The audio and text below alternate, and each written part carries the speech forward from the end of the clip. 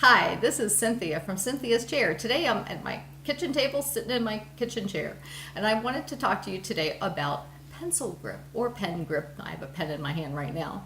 And the most mature way to hold a pen or a pencil is to use a tripod grasp. It's called a tripod grasp because it involves three fingers. We have the thumb, the index finger, and the middle finger, which are all going to be involved together in order to move the pen or pencil so that we can create whatever we're going to do with our pen or pencil or crayon, whatever it might be.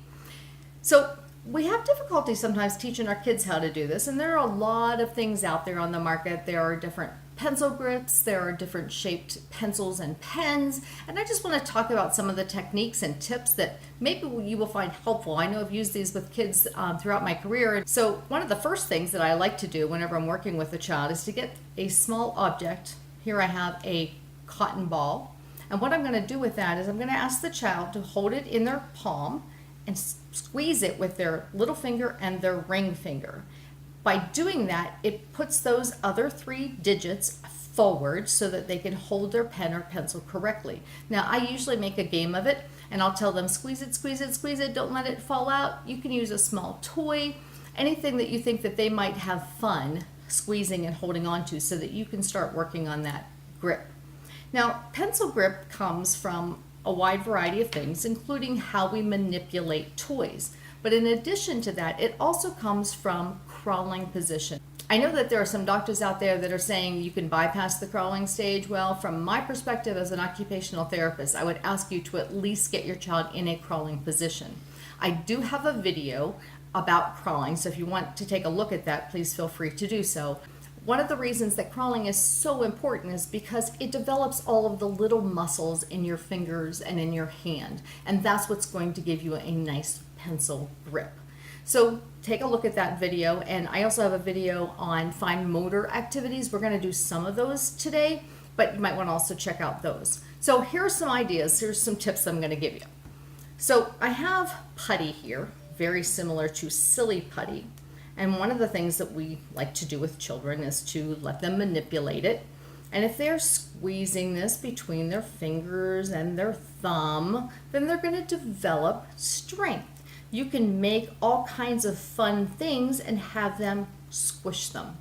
And that will help with those muscles that need to operate so that you can have that nice, neat tripod grasp. Again, don't worry if they don't get it, but it is something that if you get a chance and can work on, it would be great. So that's one activity. Another activity that I like to do with the kiddos is, and I'm using mini M&Ms for this. I know a lot of people might use Cheerios or something else, but for me, if we use mini M&Ms, then I get to eat them afterwards, and I like mini M&Ms. So I've got a little pair of tweezers here. These are from my grandchildren's doctor kit, and you can pick these up in the store. There's lots of different types of tweezers or pincers. Well, what it's going to do is help me develop that control of my index finger and my thumb. So I might have a child pick up the mini M&Ms, and there's lots of ways that they can get a hold of them or throw them down like I just did. Pick them up and put them back in, or what's even better is if you have a smaller container. So there it is. Pick it up, put it in. So it's just a slight movement, but it's that control. And that's what we're looking for whenever we're trying to develop the pincer grasp and then leading that into the grip for your pencil. In addition to that, there's lots of things that are available that you can use that might help with pincer. These are little clips that I bought on Amazon, and I'll have that link below. And they're really nice. They've got a nice spring load in them. They're in the sewing department. This is a bigger version of it, and you might find you might need to use the bigger version. They can be used for these balls. Pick them up, pinch them, put them into a container, or if their fine motor skills are developed a little bit better, you might be able to use the smaller one. So that's just another way to work on developing that fine motor strength. Now, I always like to add something else to the play activity so that the kids find something fun to do with it. So in addition to what I just showed you, you might want to have a variety of colored balls like this. These are just pom-poms that I picked up at Walmart. So wouldn't it be fun for them to pick up and grab the orange ones and say, okay, which container does it go in? And then do some color sorting. So there's lots of things that you can do. There's lots of ways that you can use these. These are also really neat that you can clip around a container. You can also do the same thing with a typical clothespin. So that's an activity that you can have them. How many can you get put around on a container?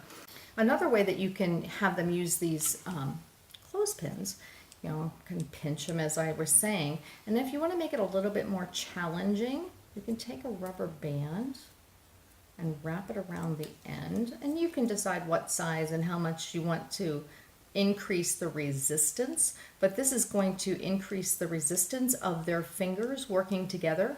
And if their fingers are small enough, you might be able to get them to have the thumb on the bottom and the index finger and middle finger on top, so that they're actually working those three together. So that's just another activity that you can do, and I'm sure you can find some other fun things that you can do with a clothespin or clips or anything else like that that you might have. So let me take these and get them out of the way.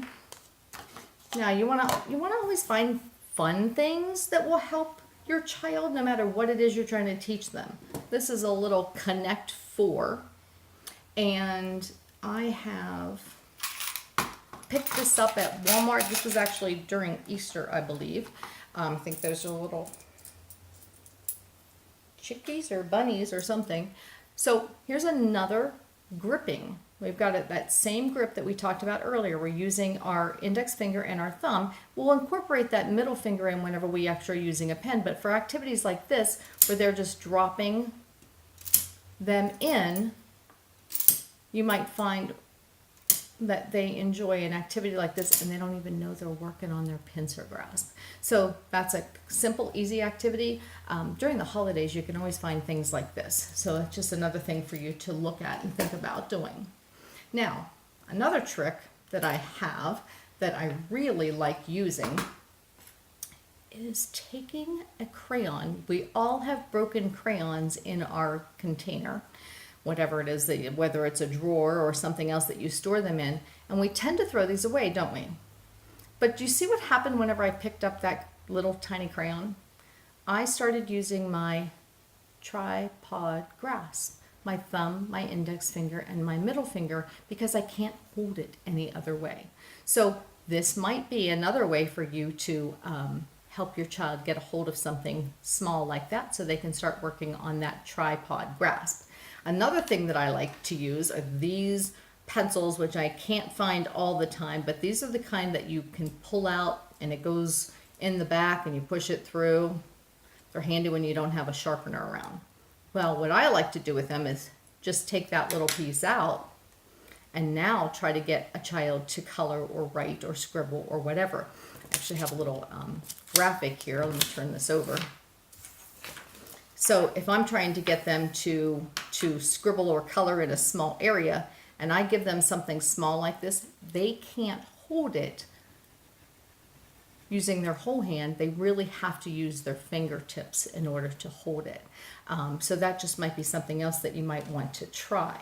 There are a lot of other little activities that you can do to just get your child engaged in using their fingers to do things. One of the activities that I do with some of the children I work with is I'll use something with a small hole like this. I don't even know where this came from. I've had this forever. And this is a wooden skewer. It happens to fit in there just right, and use that to lace or string things. Typically, when you buy a lacing activity, it comes with that flimsy lace that doesn't have any body to it, and the kids have a hard time initially doing it. So you might want to look for something like this that you can just do at home. Sure, you can even make these little discs out of something, but just take a look, see what you might have around the house, maybe in a sewing area, maybe in Dad's toolbox. You might find some bolts that you might be able to use. So again, just look how I have to manipulate it. I'm using my fingertips because that's the nature of the size of what I'm using. I also have an activity here that's maybe a little bit more control is needed, but just kind of putting the stick onto this ball that has multiple holes in it. And again, you see how my fingers are? I've got everything is these 3 fingers that we talked about for that tripod grasp. Looks like a lollipop, doesn't it? So in addition to the things that we talked about with the fine motor, let's say your child is really having some difficulty gripping or grasping some of the things that I already showed you. You might want to start simpler and use a pair of tongs. Got those cotton balls here again, and they can pick up a bunch of them and just kind of toss them. You can have them put them into a container. These again are just simple little things that I picked up at a local department store. So as you are working with your child, trying to get them to write and scribble, I have one more tip that I probably have this included in some other videos, but it's important for me to share. And that is that when your child is just going through the phase of scribbling, and now they've maybe gone from just random scribbles and now they're ready to start making some lines, what I like to do with my kids, I want them to start at the top of the page and I want them to come down, and I always go zip, and they think that's funny. I don't know why, but to me what it does is it teaches them to start at the top of the page and come down, and it also teaches them zip, which they're going to eventually use for a zipper. The other direction that I want you to teach them is to go from the left side of the paper to the right, and when I do that one I always say zoom.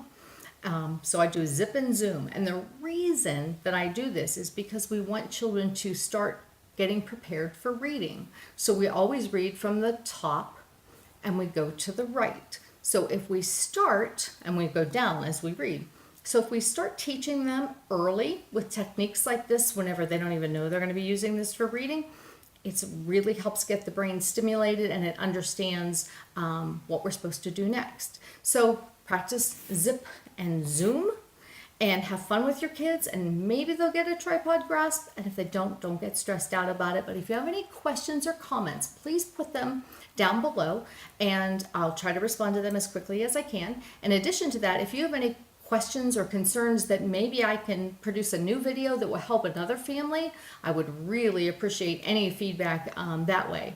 So I hope you have a great day and working on that tripod grasp with your child.